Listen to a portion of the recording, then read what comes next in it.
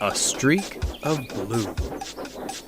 Thomas and Edward gave a splendid effort building the railway, but they weren't suited for fast mainline services. As such, the Fat Director purchased another engine called Henry. Although a good sort, he was prone to steaming troubles, which caused endless frustration. Due to a lack of funds, engines were loaned from other railways. One of these, known only as 87546, fancied himself the savior of the line, and never failed to make it known. "Fret no longer," he declared, dragging Henry and his train into the big station. "For I have restored order to our timetable once more." Does he ever tire of all that hot air in his boiler? Thomas remarked to Edward. "I say, you, little one," the big engine beckoned to Thomas. "Be a good lackey, take my coaches and the indisposed away. I must rest my aching wheels." Evidently not," murmured Edward. As Thomas buffered up, Henry couldn't even meet his gaze. I'm sorry. He should be sorry, retorted Thomas. One day he'll get his. That night, Thomas retired to the shed.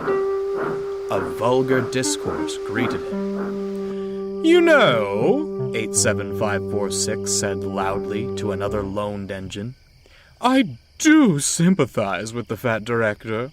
Wasted what little hard-earned money he had on a mite, an antique, and an invalid." He looked across to Henry, sleeping as workmen tried to mend him. "I'm the real bargain. The strength of 3 for the coal and water consumption of 1. Only a matter of time before he purchases me." "The Fat Director," Edward interjected, "favors engines with good character. You leave much to be desired in that department." "And where has good character led you, replied 87546. "Certainly not the main line. Speed and strength are all that matters there. When I pull coaches, you merely see a streak of blue. Engines like you fade into the background. I'd like to see you do my work without falling to pieces." He turned back to the other engine. "Now, a more pressing matter. When I am purchased, what do you suppose my proper name should be? I fancy something regal. Lord Frederick Regaby has a certain charm to it. No?" Thomas was about to retort, but Edward gave him a look. "Save your steam," he muttered. "It's no use arguing with him." They stared at the loaned engine with contempt. Henry, who'd only been pretending to sleep, had heard everything.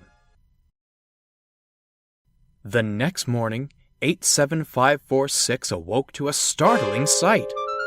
There was Henry, hissing and wheeshing, halfway on the turntable. "What the devil is this?" Oh dear. Henry coughed feebly. Thought the men had made me better. "Well, get better and out of my way this instant. My admiring passengers are waiting. I demand extrication at once." But the other engines had all left for work. They couldn't have helped anyhow, for there was no way onto the turntable. "Worse and worse," the Fat Director scowled as he paced the platform. "The passengers cannot be kept waiting. I'm sorry, Edward. As the others have gone, you'll have to take the coaches." Edward gulped, staring at the long train. "Begging your pardon, sir, but this is a bit beyond my capabilities." Not if I helped you, bubbled Thomas, shuffling alongside. 2 engines are better than 1, sir. Besides, the others can manage their own shunting for a while. The Fat Director considered. Very well, he said at last. Off you go. Do your best, but take care. The engines backed excitedly onto the train. The passengers marveled at the strange combination, but were thankful to have any train at all. Finally, the guard's whistle blew. Come on, Called Thomas. Steady now, advised Edward. Soon they were on the main line and having a wonderful time. Thomas was so excited to leave the yards, he nearly pulled Edward's coupling off. Edward chuckled. He was glad to stretch his wheels again. The two engines worked so well, the coaches felt light as air. The other engines were shocked as they raced past, whistling with glee. Later, they returned to the big station, exhausted but triumphant. Henry and 87546 stood at the platform.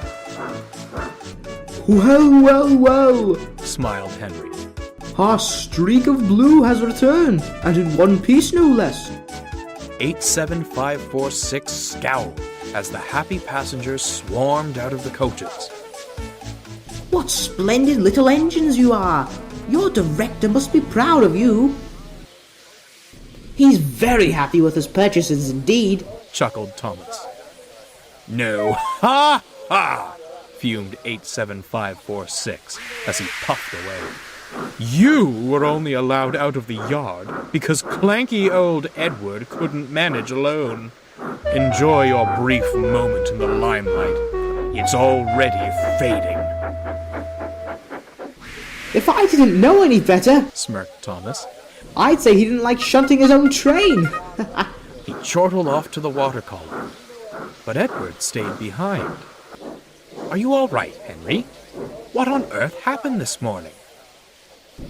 Oh, the usual steaming troubles. You know how it is. Miraculously, the problem seemed to vanish after you'd gone. You didn't, Edward gasped. Now, Edward, Henry grinned. do you really think I'd do such a thing? And without another word, Henry steamed away.